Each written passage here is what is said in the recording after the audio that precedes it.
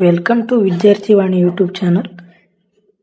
ನಾವು ಇವತ್ತು BA 3ನೇ ಸೆಮಿಸ್ಟರ್ನ ಇತಿಹಾಸ ಭಾಗದಲ್ಲಿ ಬರುವ ಮೊದಲನೇ ಘಟಕದಲ್ಲಿ ಸಾಹಿತ್ಯ ಮೂಲಾಧಾರಗಳು ಎಂಬ ವಿಷಯದ ಬಗ್ಗೆ ತಿಳಿದುಕೊಳ್ಳೋಣ. ಈ ಸಾಹಿತ್ಯ ಮೂಲಾಧಾರಗಳ ಬಗ್ಗೆ ಪರೀಕ್ಷೆಯಲ್ಲಿ 15 ಅಂಕಕ್ಕೆ ಕೇಳಬಹುದಾದ ಬಹಳ ಮುಖ್ಯವಾದ ಪ್ರಮುಖ ಪ್ರಶ್ನೆಯಾಗಿದೆ.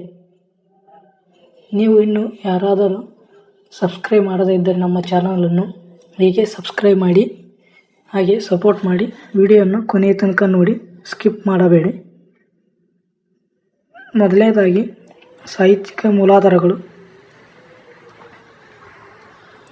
ಭಾರತದ ಇತಿಹಾಸವನ್ನು ಅಧ್ಯಯನ ಮತ್ತು ಸಂಶೋಧನಾ ದೃಷ್ಟಿಯಿಂದ ಪ್ರಾಚೀನ, ಮಧ್ಯ ಹಾಗೂ ಆಧುನಿಕ ಯುಗ ಎಂಬ 3 ವಿಭಾಗಗಳಾಗಿ ವಿಂಗಡಿಸಲಾಗಿದೆ.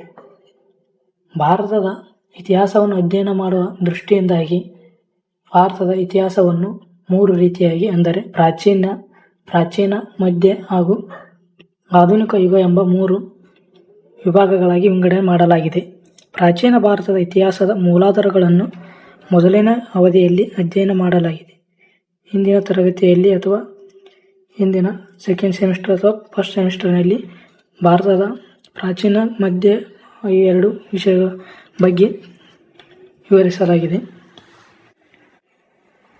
ಭಾರತಕ್ಕೆ ಮುಸ್ಲಿಮರ ಪ್ರವೇಶದಿಂದ ಭಾರತದಲ್ಲಿ ಮುಸ್ಲಿಮರ ಆಳ್ವಿಕೆಯ ಅಂತ್ಯದವರೆಗಿನ ಅವಧಿಯನ್ನು ಮಧ್ಯಯುಗ ಎಂದು ಕರೆಯಲಾಗಿದೆ.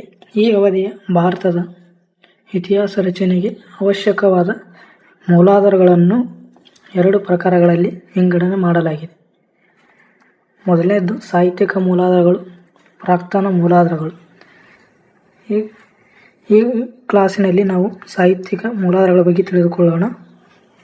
ಭಾರತದ ಅಥವಾ ಮಧ್ಯಕಾಲದ ಭಾರತದ ಇತಿಹಾಸ ರಚನೆಗೆ ವಿಫಲವಾದ ಸಾಹಿತ್ಯಿಕ ಮೂಲಾಧಾರಗಳು ದೊರೆತಿದ್ದು, ಅವುಗಳ ರಚನೆಯಲ್ಲಿ ಭಾರತೀಯ ಸಾಹಿತ್ಯಗಳಂತೆಯೇ ವಿದೇಶಿಯ ಬರಹಗಾರರ ಪಾತ್ರವು ಪ್ರಮುಖವಾಗಿದೆ. ಆ ಕಾರಣದಿಂದಾಗಿ ಸಾಹಿತ್ಯಿಕ ಮೂಲಾಧಾರಗಳನ್ನು ವಿದೇಶಿ ಸಾಹಿತ್ಯಿಕ ಬರವಣಿಗೆಗಳೆಂದು ಮತ್ತು ದೇಶೀಯ ಮತ್ತು ವಿದೇಶಿಯ ಸಾಹಿತ್ಯಿಕ ಬರವಣಿಗೆಗಳೆಂದು ವಿಂಗಡಿಸಬಹುದು. ಇವುಗಳಲ್ಲದೆ ದೊರೆಗಳ ಆತ್ಮಕಥನಗಳು, ಕಾಗದ ಪತ್ರಗಳು, ದಾಖಲಾತಿ ವರದಿಗಳು ಸಹಿತ ಐತಿಹಾಸಿಕ ಮೌಲ್ಯಗಳನ್ನು ಒಳಗೊಂಡ ಮೂಲಾಧಾರಗಳಾಗಿವೆ. ಮೊದಲನೇದಾಗಿ ದೇಶೀಯ ಸಾಹಿತ್ಯಿಕ ಬರವಣಿಗೆಗಳು. ಮಧ್ಯಕಾಲದಲ್ಲಿ ಆಳ್ವಿಕೆ ಮಾಡಿದ ಮುಸ್ಲಿಂ ದೊರೆಗಳು ಮುಸ್ಲಿಂ ಸಾಹಿತಿಗಳಿಗೆ ಆಶ್ರಯ ನೀಡಿ ಪ್ರೋತ್ಸಾಹ ಮಾಡುತ್ತಿದ್ದರು. ಆ ಕಾರಣವಾಗಿ ಅರೇಬಿಕ್ ಮತ್ತು ಪರ್ಷಿಯನ್ ಭಾಷೆಗಳಲ್ಲಿ ವಿಫಲವಾದ ಸಾಹಿತ್ಯಿಕ ಭಂಡಾರ ರಚನೆಯಾಯಿತು. ಮುಸ್ಲಿಂ ಸಾಹಿತ್ಯವು ನಂಬಲಾರದ ನಿಖರ ಮಾಹಿತಿಗಳಿಂದ ಕೂಡಿದ್ದಾಗಿದ್ದರೂ ಐತಿಹಾಸಿಕ ಮಾಹಿತಿಯನ್ನು ನೀಡುತ್ತದೆ. ಮೊದಲನೇದಾಗಿ ದೇಶೀಯ ಸಾಹಿತ್ಯದಲ್ಲಿ ಬರುವ ಕೃತಿ ಎಂದರೆ ಚೇಚನಾಮ. ಇದನ್ನು ಕ್ರಿಸ್ತ ಶಕ 13ನೇ ಶತಮಾನಕ್ಕೆ ಸೇರಿದ್ದೆಂದು ಹೇಳಲಾಗಿರುವ ಇದು ಮೂಲತಃ ಅರಬ್ಬಿ ಭಾಷೆಯಲ್ಲಿ ಬರೆಯಲ್ಪಟ್ಟಿದೆ. ಚೇಚನಾಮ ಎಂಬುದು ಸಿಂಧೂ ಮೇಲೆ ಅರಬ್ಬರು ಮಾಡಿದ ದಾಳಿಗಳನ್ನು ತಿಳಿದುಕೊಳ್ಳುವಲ್ಲಿ ಈ ಕೃತಿ ಬಹಳ ಸಹಾಯಕವಾಗಿದೆ. ಎರಡನೆಯದು ತಬಕತ್-ಇ-ನಾಸಿರಿ. ಈ ಕೃತಿಯನ್ನು ಪರ್ಷಿಯನ್ ಭಾಷೆಯಲ್ಲಿ ಬರೆಯಲಾಗಿದೆ. ಈ ಕೃತಿಯನ್ನು ಮಿನಜ್ ಉಸ್ ಸಿರಾಜ್ ಎಂಬುವವನು ರಚಿಸಿದನು. ಇದು ಭಾರತದ ಮೇಲೆ ಮುಸ್ಲಿಮರ ದಾಳಿಗಳು, ಇಸ್ಲಾಂ ಧರ್ಮದ ಉದಯ, ಗಜನಿ ಮತ್ತು ಗೋರಿ ಮೊಹಮ್ಮದರ ಇತಿಹಾಸ, ಮಂಗೋಲರ ದಾಳಿಗಳು ಮುಂತಾದ ವಿಷಯಗಳನ್ನು ಒಳಗೊಂಡ ಬಹಳ ಮುಖ್ಯವಾದ ಕೃತಿಯಾಗಿದೆ. ನೆಕ್ಸ್ಟ್, ತಾಜ್-ಉಲ್-ಮಸೀರ್. ಈ ಕೃತಿಯು ತುರ್ಕಿ ಭಾಷೆಯಲ್ಲಿರುವ ಈ ಕೃತಿಯನ್ನು ಮೊಹಮ್ಮದ್ ಹಸನ್ ನಿಜಾಮಿ ಎಂಬುವವನು ರಚಿಸಿದನು. ಇದು ಕುತುಬುದ್ದೀನ್ ಐಬಕ್, ಮೊಹಮ್ಮದ್ ಗೋರಿ ಮತ್ತು ಇಲ್ತುಮಿಶನ ಜೀವನ, ಆಡಳಿತ ಪದ್ಧತಿ, ಯುದ್ಧಗಳು, ಸಾಮಾಜಿಕ, ಆರ್ಥಿಕ, ರಾಜಕೀಯ ಸ್ಥಿತಿಗಳನ್ನು ಒಳಗೊಂಡಿದೆ. ಈ ಕೃತಿಯನ್ನು ಒಳಗೊಂಡಿದೆ. ನೆಕ್ಸ್ಟ್, ತಾರಿಕ್-ಇ-ಫಿರೋಜ್ ಶಾಹಿ. ಸುಲ್ತಾನರ ಆಡಳಿತದಲ್ಲಿ ಉನ್ನತ ಅಧಿಕಾರಿಯಾಗಿದ್ದ ಮುಸ್ಲಿಂ ಇತಿಹಾಸಕಾರ ಜಿಯಾವುದ್ದೀನ್ ಬರ್ನಿ ಎಂಬುವನಿಂದ ರಚಿಸಲ್ಪಟ್ಟ ಈ ಕೃತಿ ಗುಲಾಂ ವಂಶ, ಖಿಲ್ಜಿ ವಂಶಗಳ ರಾಜಕೀಯ ಮತ್ತು ಕಂದಾಯ ಆಡಳಿತದ ವಿವರಗಳನ್ನು ಉಲ್ಲೇಖಿಸುತ್ತದೆ. ತಾರಿಖಿ ಫಿರೋಜ್ ಶಾಹಿ. ಈ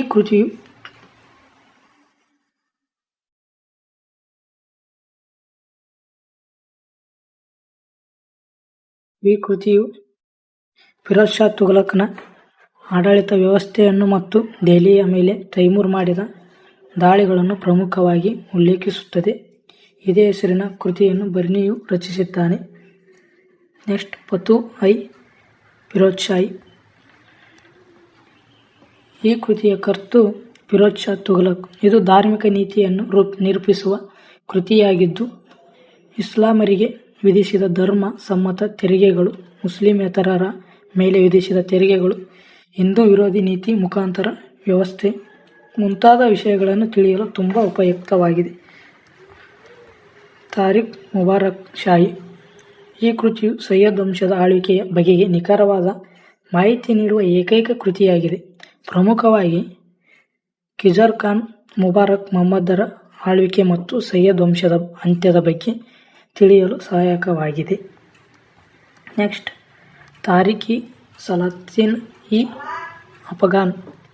ಈ ಕೃತಿಯು ಮೊಹಮ್ಮದ್ ಯಾದಗಿರ್ನಿಂದ ರಚಿತವಾದ ಈ ಕೃತಿ ಲೋಧಿ ವಂಶದ ಚರಿತ್ರೆಯ ಬಗ್ಗೆ ನಿಖರವಾದ ಮಾಹಿತಿ ನೀಡುವ ಏಕೈಕ ಕೃತಿಯಾಗಿದೆ. ಭಾರತದಲ್ಲಿ ಅಫಘನ್ನರ ಆಳ್ವಿಕೆ, ಪರಾಭವ ಅಥವಾ ಪರಾಕ್ರಮ, ಅಫಘನ್ನರ ಅಂತ್ಯ ದಿನಗಳ ಬಗ್ಗೆ ಉಲ್ಲೇಖ ಇರುತ್ತದೆ.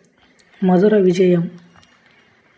ವಿಜಯನಗರದ ಇತಿಹಾಸವನ್ನು ರಚಿಸಲು ವಿಫಲ ಸಾಹಿತ್ಯಿಕ ಮೂಲಾಧಾರಗಳು ದೊರೆಯುತ್ತವೆ. ಅವುಗಳಲ್ಲಿ ಪ್ರಮುಖವಾದದ್ದು ಬುಕ್ಕರಾಯನ ಮಗ ಕಂಪಣ್ಣರಾಯನ ಪತ್ನಿ ಗಂಗಾದೇವಿಯು ರಚಿಸಿದ ಮಧುರ ವಿಜಯಂ ಅಥವಾ ವೀರ ಕಂಪಣ್ಣರಾಯ ವಿಜಯ. ಇದು ಕಂಪಣ್ಣನ ದಕ್ಷಿಣ ದಂಡಯಾತ್ರೆಗಳನ್ನು, ವಿಜಯನಗರ ಸಾಮ್ರಾಜ್ಯದ ವರ್ಣನೆ, ಪವಿತ್ರ ಸ್ಥಳಗಳು ಮುಂತಾದ ವಿಷಯಗಳನ್ನು ವರ್ಣಿಸುತ್ತದೆ. ವರದಾಂಬಿಕಾ ಪರಿಣಯಂ. ವಿಜಯನಗರದ ಅಚ್ಯುತರಾಯನ ಕಾಲದಲ್ಲಿದ್ದ ತಿರುಮಲಾಂಬೆಯು ಈ ಕೃತಿಯನ್ನು ರಚಿಸಿದಳು. ಇದು ಅಚ್ಯುತರಾಯನ ತಂದೆ ನರಸನಾಯಕನಿಗೂ ಚೋಳರಾಜನಿಗೂ ನಡೆದ ಯುದ್ಧದ ವರ್ಣನೆ. ಓಬಲಾಂಬೆ ಯೋಜನೆ, ನರಸನಾಯಕನ ಪರಿಣಯ, ಅಚ್ಯುತನ ಜನನ ಮತ್ತು ಅವನ ವಂಶಾವಳಿಗಳನ್ನು ಉಲ್ಲೇಖಿಸುತ್ತದೆ. ಅಮುಕ್ತ ಮೌಲ್ಯದ. ವಿಜಯನಗರದ ಪ್ರಸಿದ್ಧ ಅರಸವೆಂದರೆ ಕೃಷ್ಣದೇವರಾಯನಿಂದ ರಚಿತವಾದ ಈ ಕೃತಿ ವಿಜಯನಗರದ ಬಗ್ಗೆ ನಿಖರವಾದ ಮಾಹಿತಿ ಒದಗಿಸುತ್ತದೆ ಮತ್ತು ವಿದ್ಯಾರಣ್ಯರ ರಾಜಕಾಲ ನಿರ್ಣಯ, ಕುಮಾರವ್ಯಾಸನ ಮಹಾಭಾರತ, ಲಕ್ಷ್ಮೀಶನ ಜೈಮಿನಿ ಭಾರತ ಮುಂತಾದ ಕೃತಿಗಳು ಮಧ್ಯಯುಗದ ಭಾರತದ ಚರಿತ್ರೆಯನ್ನು ರಚಿಸಲು ಪ್ರಮುಖ ಆಕರ ಕೃತಿಗಳಾಗಿವೆ. ನೆಕ್ಸ್ಟ್, ವಿದೇಶೀಯ ಸಾಹಿತ್ಯಿಕ ಬರವಣಿಗೆಗಳು. ಸಾಹಿತ್ಯಿಕ ಬರವಣಿಗೆಗಳಲ್ಲಿ ಎರಡು ವಿಧ. ಒಂದು ದೇಶೀಯ ಸಾಹಿತ್ಯಿಕ ಬರವಣಿಗೆಗಳು, ಇನ್ನೊಂದು ವಿದೇಶಿ ಸಾಹಿತ್ಯ ಬರವಣಿಗೆಗಳು. ವಿದೇಶಿ ಸಾಹಿತ್ಯ ಬರವಣಿಗೆಗಳೆಂದರೆ ಭಾರತವು ಪ್ರಾಚೀನ ಕಾಲದಿಂದಲೂ ಸಾಂಸ್ಕೃತಿಕ, ಧಾರ್ಮಿಕ, ಆರ್ಥಿಕ ಮತ್ತು ಭೂ ಸಂಪತ್ತನ್ನು ಹೊಂದಿದ್ದು, ಒಂದಲ್ಲ ಒಂದು ರಾಜಕಾರಣಗಳಿಂದಾಗಿ ಅನೇಕ ದೇಶಗಳನ್ನು ಅಥವಾ ವಿದೇಶಿಯರನ್ನು ತನ್ನಡೆಗೆ ಆಕರ್ಷಿಸಿದೆ. ಭಾರತದ ಮಧ್ಯಯುಗದಲ್ಲಿಯೂ ಪ್ರವಾಸಿಗಳು, ವ್ಯಾಪಾರಿಗಳು, ಶಿಕ್ಷಣಾರ್ಥಿಗಳು, ತತ್ವಜ್ಞಾನಿಗಳು, ಧರ್ಮ ಪ್ರಭಾವಿಗಳು ಮತ್ತು ಅನೇಕ ಚರಿತ್ರೆಗಾರರು ಭಾರತಕ್ಕೆ ಬಂದರು.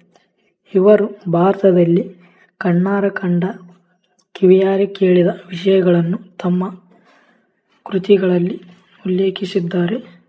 ಇಂತಹ ವಿದೇಶಿ ಕೃತಿಗಳು ಭಾರತದ ಇತಿಹಾಸ ರಚನೆಯಲ್ಲಿ ಮಹತ್ವದ ಪಾತ್ರ ವಹಿಸಿವೆ. ಹೀಗೆ ಬಂದರಲ್ಲಿ ಪೋರ್ಚುಗೀಸರು, ರಷ್ಯನ್ನರು, ಡಚ್ಚರು, ಫ್ರೆಂಚರು ಮತ್ತು ಆಂಗ್ಲರು ಪ್ರಮುಖರಾಗಿದ್ದಾರೆ. ಮೊದಲನೇದಾಗಿ ಇವರೆಲ್ಲ ಕಿತಾಬ್-ಉರ್-ರಹ್ಲಾ ಅಥವಾ ಪ್ರವಾಸಗಳು. ಇದರ ಕರ್ತೃ ಆಫ್ರಿಕಾ ಮೂಲದವನಾದ ಇಬ್ನ್ ಬತೂತ. ಇವನು 1330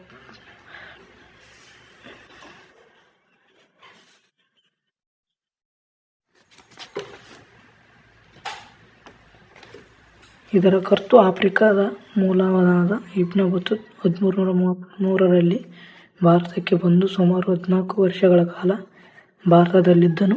ಮೊಹಮ್ಮದ್ ಬಿನ್ ತುಘಲಕನ ಕಾಲದಲ್ಲಿ 10 ವರ್ಷಗಳ ಕಾಲ ದೆಹಲಿಯ ಕಾಜಿಯಾಗಿ ಸೇವೆ ಸಲ್ಲಿಸಿದನು. ನಂತರ ಸುಲ್ತಾನರು ಇವನನ್ನು ತನ್ನ ರಾಯಭಾರಿಯನ್ನಾಗಿ ಚೀನಾಕ್ಕೆ ಕಳುಹಿಸಿದನು.